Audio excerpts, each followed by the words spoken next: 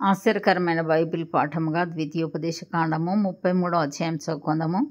దైవజనుడైన మోషే మృతి నొందక మునుపు అతడు ఇశ్రాయేలీలను దీవించిన విధము ఇది. అతడు ఇట్లా నేను యెహోవా సీనాయి నుండి వచ్చెను, షేయీరులో నుండి వారికి ఉదయించెను, ఆయన పారాను కొండ నుండి ప్రకాశించెను, వేవేల పరిశుద్ధ సమూహముల మధ్య నుండి ఆయన వచ్చెను. ఆయన కుడి పార్శ్వమున అగ్నిజ్వాలలు మెరియుచుండెను. ఆయన జనములను ప్రేమించును. ఆయన పరిశుద్ధులందరూ నీ వశమున నుందురు. వారు నీ పాదముల యొద్ద సాగిల పడుదురు, నీ ఉపదేశమును అంగీకరింతురు.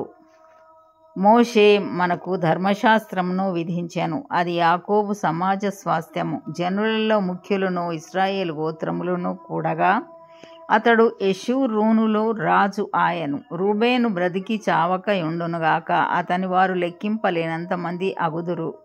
యూదాను గూర్చి అతడు ఇట్లా నేను యెహోవా యూదా మనవి విని అతని ప్రజల యుద్ధకు అతనిని చేర్చుము. యూదా బాహుబలము అతనికి చాలునట్లు చేసి అతని శత్రువులకు విరోధంగా నీవు అతనికి సహాయుడవై యుందువు. లేవీని గూర్చి ఇట్లా నేను నీ తుమ్మీము నీ ఊరీము నీ భక్తునికి కలవు. మస్సాలో నీవు అతని పరిశోధించితివి.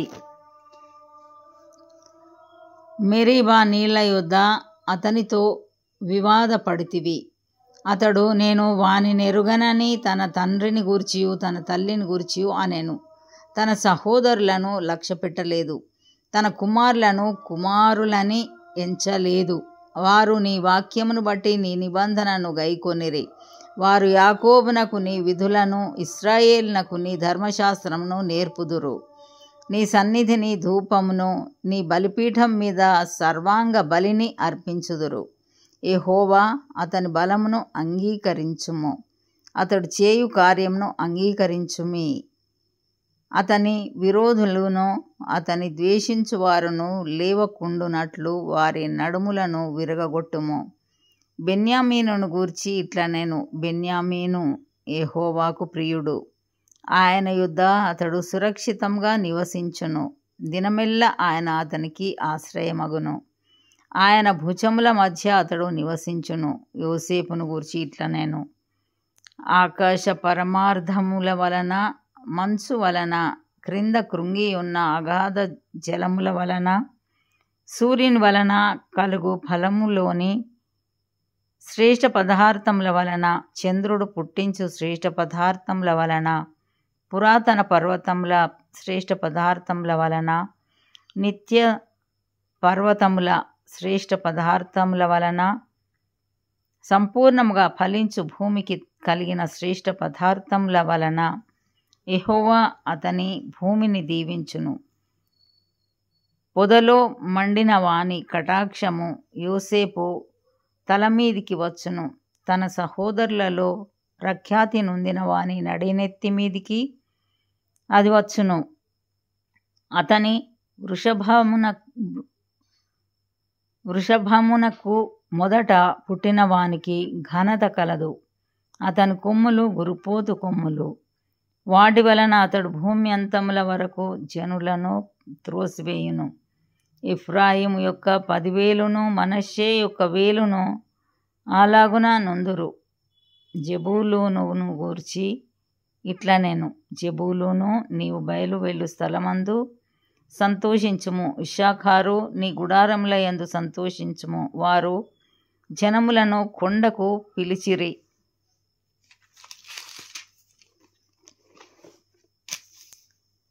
అక్కడ నీతి బలుల నర్పింతురు. వారు సముద్రముల సమృద్ధిని, ఇసుకలో దాచబడిన రహస్య ద్రవ్యములను పీల్చుదురు.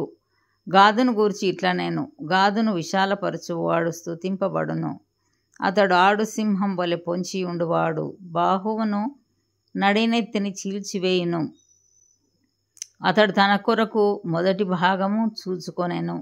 అక్కడ నాయకుని భాగము కాపాడబడెను. అతడు జనములోని ముఖ్యులతో కూడా వచ్చెను. యెహోవా తీర్చిన న్యాయమును జరిపెను. ఇశ్రాయేలీల యుద్ధ యెహోవా విధులను ఆచరించెను. దానును గూర్చి ఇట్లా నేను దాను సింహపు పిల్ల, అది బాషాను నుండి దుమికి దాటును. నఫ్తాలిని గురించి ఇట్లా నేను, కటాక్షం చేత తృప్తి పొందిన నఫ్తాలి, యెహోవా దీవెన చేత నింపబడిన నఫ్తాలి, పశ్చిమ దక్షిణ దిక్కులను స్వాధీనపరచుకొనుము. ఆషేరును గూర్చి ఇట్లా నేను, ఆషేరు తన సహోదరుల కంటే ఎక్కువగా ఆశీర్వదింపబడును. అతడు తన సహోదరుల కంటే కటాక్షం నందును, తన పాదములను తైలంలో ముంచుకొనును.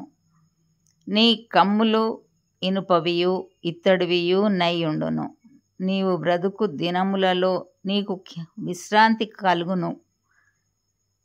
యెషూరును దేవుని పోలిన వాడెవడునూ లేడు. ఆయన నీకు సహాయం చేయుటకు ఆకాశవాహనుడై వచ్చును.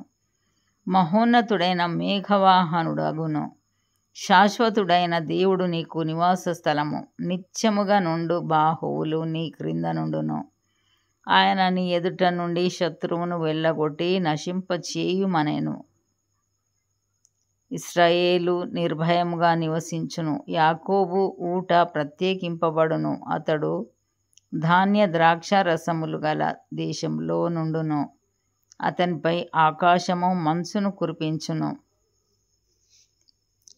ఇశ్రాయేలు, నీ భాగ్యం ఎంత గొప్పది! యెహోవా రక్షించిన నిన్ను పోలిన వాడెవడు? ఆయన నీకు సహాయకరమైన కేడము, నీకు ఔన్నత్యమును కలిగించు ఖడ్గము. నీ శత్రువులు నీకు లోబడినట్లుగా వారు వేషము వేయుదురు. నీవు వారి ఉన్నత స్థలములను త్రొక్కుదువు. ఇంతటితో ఈ దినం కొరకైన బైబిల్ పాఠము సరి.